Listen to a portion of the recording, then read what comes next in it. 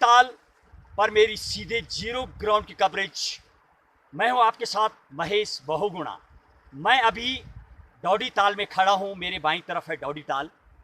बहुत विशाल रूप में फैला पड़ा है ये तालाब। और जहां तक मैं इस तालाब की बात करूं, इस जगह की बात करूं, इसके बीचों बीच बताया जाता है शिव भगवान का एक बहुत मूर्ति के आकार का शिवलिंग है, जो कि कभी कभी दिखाई देता है, बीचों बीच में है। और ये डौडी ताल और ये तालाब वही है जहाँ पर माँ पार्वती ने नहाने के लिए यहाँ पर पहुँची थी। जब माँ पार्वती स्नान कर रही थी, तभी उन्होंने अपने मैल से जो गणेश भगवान को पैदा किया था, वो रक्षक पाल की यहाँ पर अपनी तैनाती दे रहे थे। जब शिव भगवान पहुँचते हैं, न तो गणेश भगवान को पता था कि शिव भगवान कौन है, और नहीं शिव भगवान को पता था गणेश भगवान माँ पार्वती के पुत्र हैं। उन्होंने उनके कहे हुए मुताबिक किसी को भी अंदर नहीं आने देना बिना माँ की परमिशन के। जब उन्होंने प्रयास किया तो शिव भगवान ने गणेश भगवान का सर धड़ से अलग किया था। वो यही जगह है, साथ ही साथ गणेश की जन्म स्थली भी है ये जगह। और सामने की तरफ माँ अन्नपूर्णा पार्वती का ही रूप है। माँ ने यहाँ पर अपने पुत्र गणेश भगवान के लड्डू पैदा किए थे।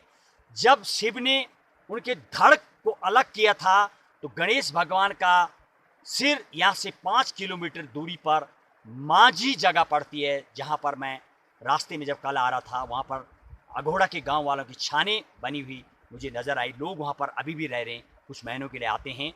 तो अभी भी बताया जा रहा, उस जगह पर जब गणेश भगवान का सर वहाँ गिरा, तो मांझी उस जगह का नाम इसीलिए कहा जाता है। मांझी करके पुकार और चीख अभी भी आती है, सुनाई देती है कई लोगों को, ऐसे बताया जाता है। जब मैं ब्राह्मण मंडी से बात कर रहा था, तो माँ अन्नपूर्णा पार्वती का रूप है।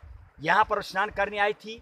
शिव भगवान का भी यहाँ पर एक बहुत बड़ा विशाल लिंग है, जो बीचों बीच बताया जाता है, इसीलिए इसकी अनंत गहराई बताई जा रही है। बहुत ही मनमोहक दृश्य यहाँ का, प्रातः काल का। एक भी पत्ता मुझे नज़र नहीं आ रहा। जब मैं ब्राह्मण मंडली से बात कर रहा था, तो बताया जा रहा है एक पक्षी यहाँ पर ड्यूटी के रूप में आती है। वो पक्षी जब कोई पत्ता गिरता है तो साफ करके हटा देती है। पत्ते मुझे ज़मीन में बैठे हुए नज़र आ रहे हैं। यदि मैं उसकी बात करूं, तो कई सूखे हुए पेड़ भी मुझे अंदर दिखाई दे रहे हैं। जब मैंने अपने कैमरामैन से जाने का प्रयास किया उस गहराई को, तो अभी भी लकड़ियाँ नज़र आती हैं। शायद बीचों बीच में बहुत दैवीय है ये। कुछ सालों पहले यहाँ पर जो ट्रॉट मच्छी डाली गई है, साउथ अफ्रीकन कोई अंग्रेज आए थे, उनके द्वारा यहाँ पर मच्छी डाली गई है। और भू विभाग के द्वारा प्रयास किया गया इसको मेजरमेंट का। शायद मेजरमेंट इसको दोबारा किया जाना चाहिए। जब साइंस और चांद की दूरी का पता लगाया गया, तो वर्तमान में शायद इसकी गहराई का पता भी लगाया जा सकता है। बताया जा रहा यहाँ पर तैराक भी आए थे, वो साइड से ही कर पाए, पूरे बीच में नहीं जा पाए। तो इसका मतलब इस तालाब को दैविक रूप भी कहा जा सकता है। देवभूमि उत्तराखंड की बात करूं, कई ताल यहाँ पर हैं। पिछले साल मैंने हर की धूम से दिखाया था, मलदोडू ताल से लेकर के कई ताल, नचकेत ताल से लेकर के डौडी ताल। अपने आप में टॉप 3 में सबसे बड़ा तालाब है ये डौडी ताल। ट्रॉट मच्छी के अलावा 6 कॉर्नर इसमें पड़ते हैं। सामने की तरफ खांडवा और अस्सी गंगा नदी का मिलन। सबसे बड़ी बात आपको बता दो, 2012-13 में जब बाढ़ आई थी, तो जिस पुलिया पे मैं खड़ा हूँ, यह है वो पुलिया। यहाँ कुछ नुकसान नहीं हुआ। जिस तरह केदारनाथ में भी देखा गया, मंदिर को नुकसान नहीं होता है। माँ अन्नपूर्णा का सटा हुआ मंदिर, उसको कोई नुकसान नहीं होता है।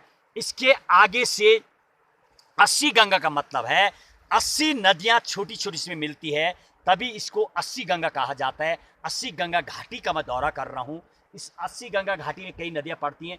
धीरे धीरे जाके विशाल और विकराल रूप में बाढ़ आई थी, तबाह हुआ था, कई लोग मरे थे, कई लोगों को नुकसान हुआ था। उत्तरकाशी तक गाड़ियाँ तैरती हुई नजर आई थी, बैराज से लेके ज्ञानसू बैराज से लेके आगे तक। तो इसका मतलब पूरे प्राकृतिक है ये, दैवीय भी कहा जा सकता है। देवताओं का वास भी इसमें शायद है, ऐसे मैं महसूस कर रहा हूँ। इसकी जो लंबाई चौड़ाई मुझे नज़र आ रही है, गहराई भी ऐसे नज़र आ रही है। देखिए, आज डौडी ताल से मेरी सहयोगी टीम की आज सीधे डौडी ताल पर सीधे जीरो ग्राउंड की कवरेज। जय उत्तराखंड, जय हिंद, जय भारत।